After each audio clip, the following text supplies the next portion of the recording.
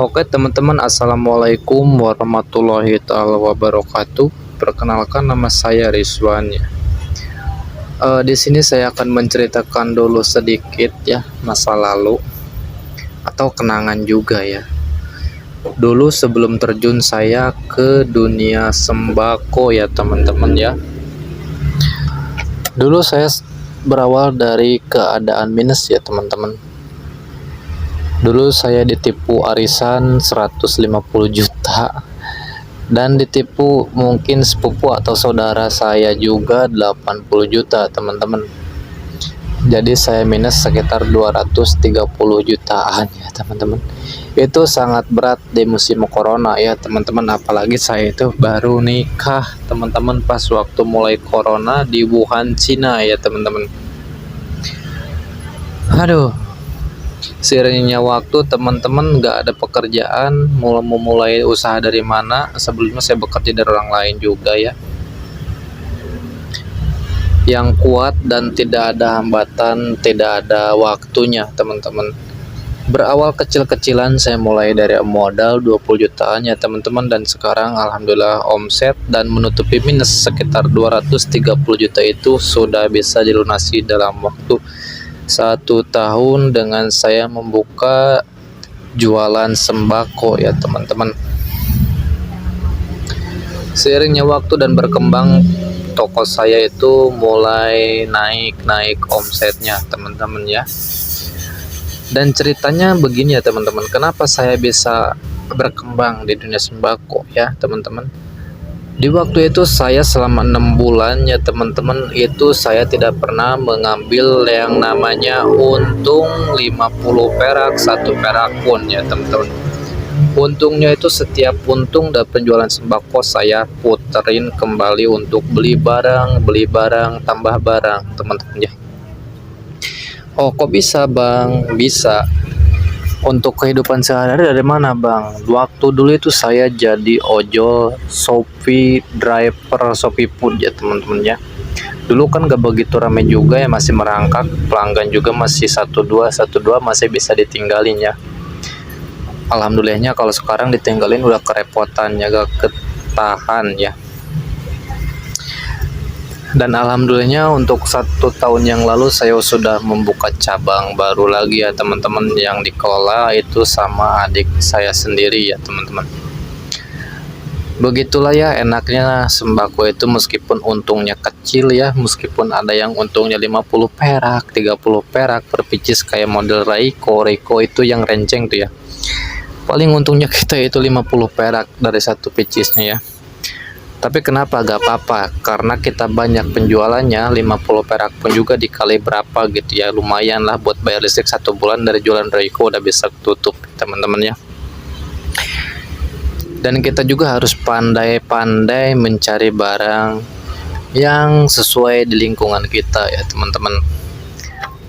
Memang jualan sembako itu enak, tapi kan tergantung wilayahnya juga.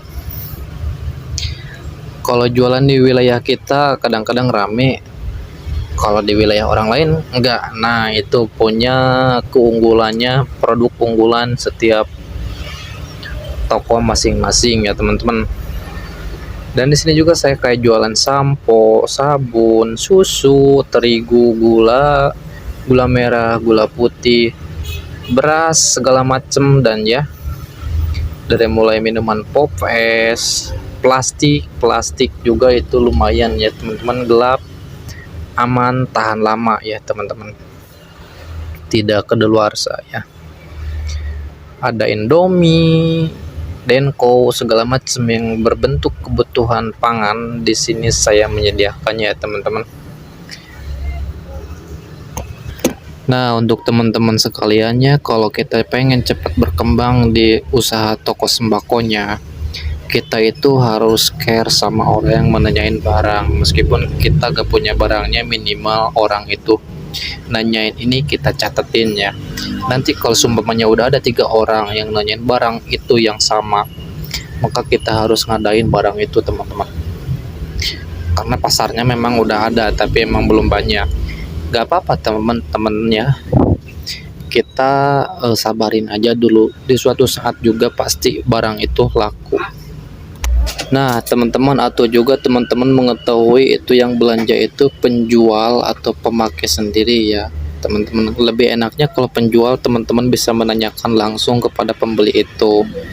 Biasanya suka beli barang apa aja, untuk kebutuhan apa. Kalau untuk masak biasanya dia kebanyakan kebutuhannya itu banyak ya teman-teman, bukannya satu item, 3 item, bahkan lebih, bisa lebih 5 item.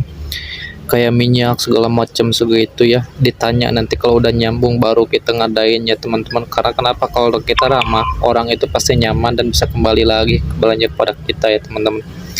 Apalagi kita bisa menjual barang yang sangat murah dan bisa kompetitif sama kompetitor-kompetitor yang lainnya teman-teman. Dijamin pelanggan yang itu pasti balik lagi ke kita teman-teman ya.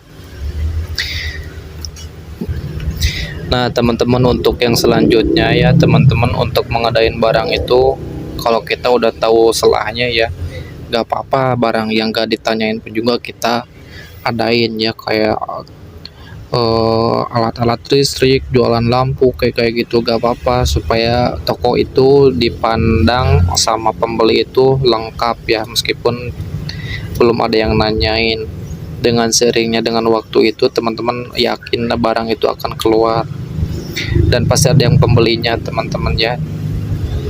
Tinggal kita sabarin aja, gak apa-apa kalau misalnya kita udah tahu cara nanya mah.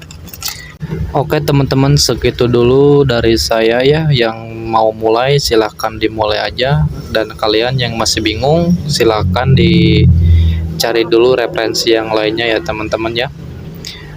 Karena kenapa ya teman-teman ya, kalau jualan sembako itu tinggal kita mencari posisinya dan tempatnya di mana ya. Kalau kata saya mah tempatnya sempit, di gang sempit pun juga kalau namanya jualan sembako itu pasti dijamin rame ya teman-teman, insya Allah kedepannya ya. Untuk kalian yang lagi mencari informasi atau apa ya, semoga mendapatkan informasi atau yang kalian cari ya teman-teman.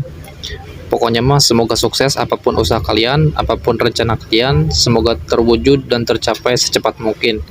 Amin ya Allah ya rabbal alamin ya teman-teman. Silahkan jangan lupa di like, komen, share, dan subscribe jika menurut kalian bermanfaat. Terima kasih.